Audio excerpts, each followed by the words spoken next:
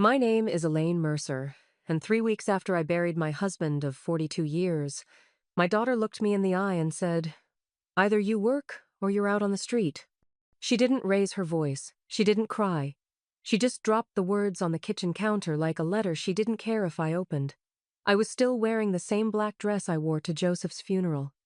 The tea I'd made that morning had gone cold beside the sink. And yet, Brianna stood there, her makeup flawless, her phone already in hand like it was just another errand to cross off her list. "I can't carry you anymore," she said. "You're still healthy. You can do light work. I found a job. Room, board, and a good salary." I blinked at her, not even fully registering the words. Her 2 boys were arguing upstairs, their voices echoing through the vents. This house used to be mine, every creak familiar. Now I barely recognized it or my daughter.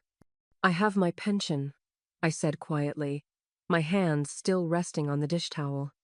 $800 a month doesn't cover the water bill," she shot back. "This man needs someone to help with meals, cleaning, conversation. You used to be a nurse, remember? It's not like it's brain surgery." She slid the phone toward me, displaying an ad for a live-in caregiver.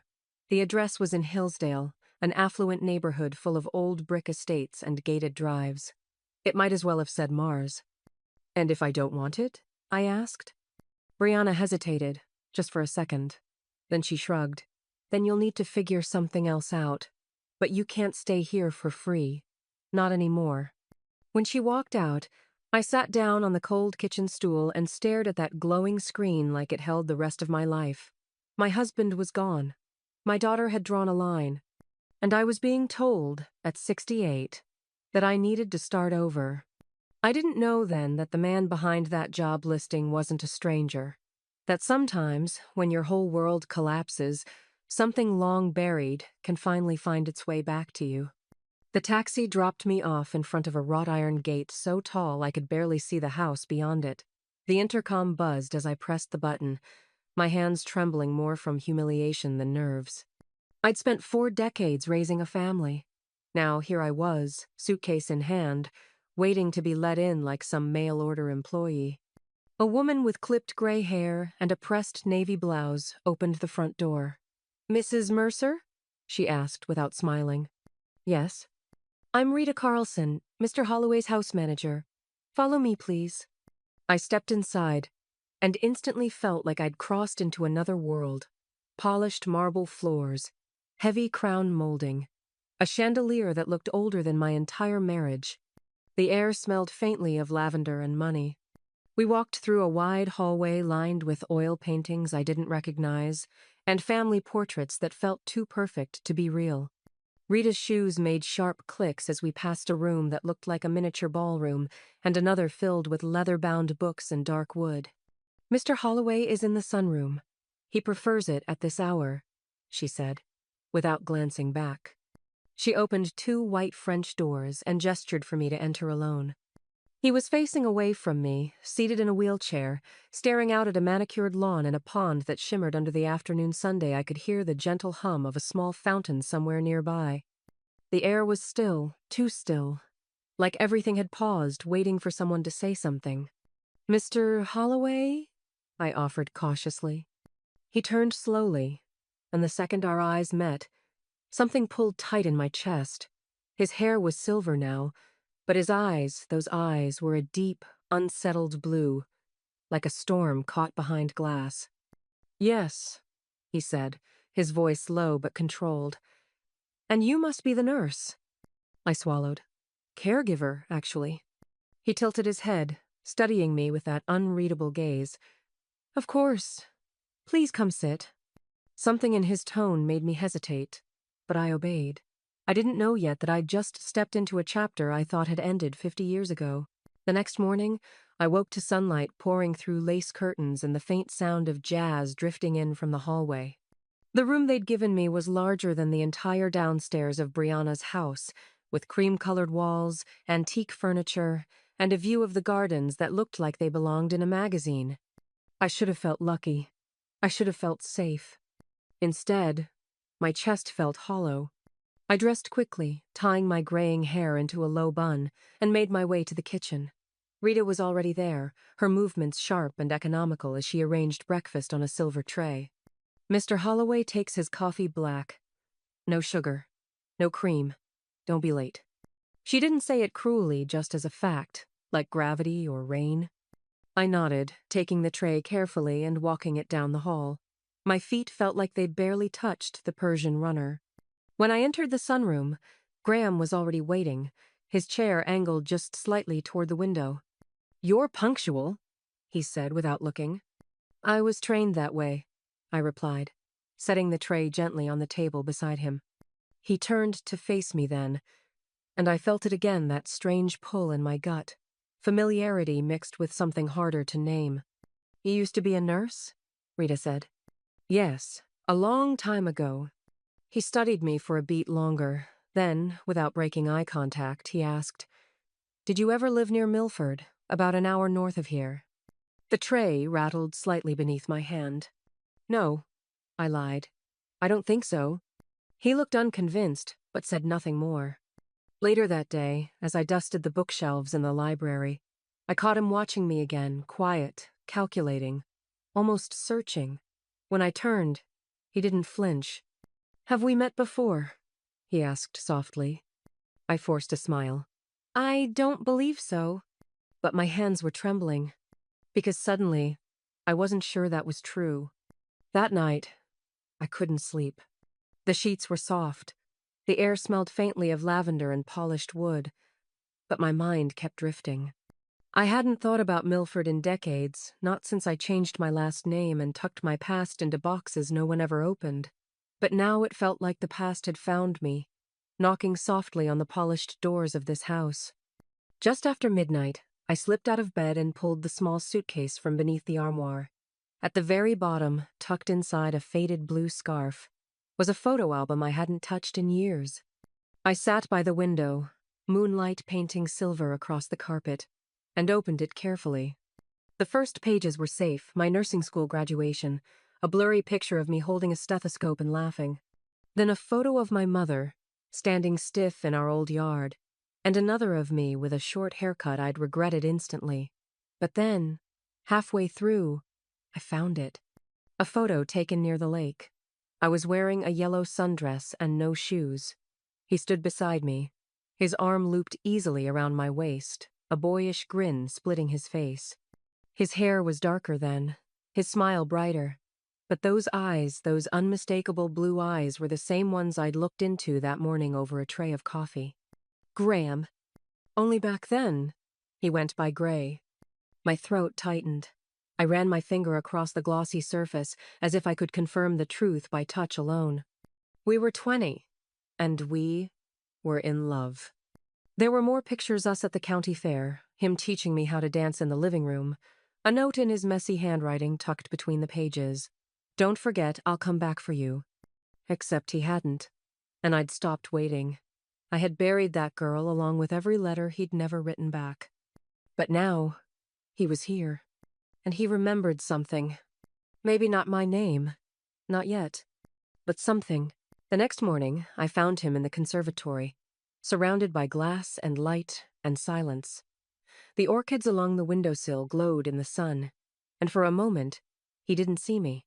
He was looking out at the garden, his fingers resting on the armrest of the chair like he'd forgotten they were there. "Mr. Holloway," I said gently. He turned, his eyes finding mine without hesitation. "You always looked beautiful in yellow," he said. I froze. "I'm sorry?" He blinked, as if startled by his own words. Then his voice lowered. "There was a girl, decades ago. Wore a yellow dress, never wore shoes by the lake. She laughed like wind chimes. I think I was in love with her." My knees nearly gave out. I crossed the room slowly, every step feeling like stepping through fog.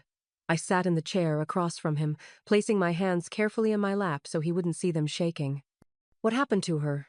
I asked, my voice barely a whisper. He gave a small, sad smile.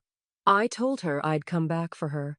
I left with a suitcase full of plans and a heart too full for its own good. And then life got loud, and she disappeared." I swallowed hard. "Did you ever try to find her?" "I did. But by the time I came back, she'd married someone else. My breath caught. I looked down at my hands. The gold band from my late husband still sat there, a quiet witness. She waited, I said, not quite sure why I was speaking in the third person. She thought you forgot her. He leaned forward just slightly, his voice shaking. What was her name? I looked up, and for the first time in years, I said it aloud. Elaine Marie Danner. His lips parted. He closed his eyes like the name hurt. Gray, I whispered. He opened them again, and I swear, in that moment, I saw him, all of him, the boy, the man, the years between. And for the first time since I'd arrived, neither of us said anything more. We just looked at each other and remembered everything. That afternoon, he asked Rita to hold his calls. We sat in the library with the curtains half drawn, the air filled with dust motes and the scent of old pages. It wasn't dramatic. No tears, no shouting. Just two people speaking softly, trying to stitch time back together with words. I wrote to you, he said first. Dozens of letters. I never got them. I sent them to your father's address, the one near Willow Street. I closed my eyes. He sold that house 2 months after you left. I moved in with my aunt, changed schools, and then... The silence was too loud. I assumed you'd forgotten. He looked at his hands. I never forgot. But the firm I was with those first few years, I worked 80-hour weeks. I was broke, bitter, and stupid. By the time I made something of myself, it felt too late. I didn't think I had the right to show up. I picked at a thread on my sleeve. I waited for 3 years. Then the letters stopped, I thought. Maybe it had all just meant more to me than it did to you. He looked up quickly. Number never. Elaine, I thought about you every single day. I believed him. It wasn't in the words, it was in the way he said my name, like it still lived somewhere inside him. I met Joseph at the hospital, I said after a moment. He brought his mother in for tests and spilled coffee on my shoes. Twice. He was kind, steady, a good man. He never made promises he couldn't keep. Graham nodded. Did you love him? I did. Just not the way I loved you. He didn't smile at that. He just nodded again, slowly, as if the acknowledgement hurt and healed him at once. I never married, he said finally.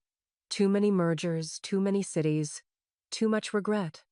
We sat in silence, the weight of everything unsaid pressing gently on the room. Outside, the rain began to fall, soft against the glass. Inside, something long buried began to breathe again. 3 days later, he asked me to move into the master wing. It happened over breakfast. Nothing grand. Just a plate of scrambled eggs, toast with apricot jam, and the morning sun glinting off his reading glasses. I'd like you to live here, he said simply. Not as staff. As my companion. I looked up from my coffee. Graham. I don't mean to rush anything, he added. But I spent too many years waiting for something that never came. Now that it's here, I don't want to waste what's left. My heart swelled, but it didn't lift.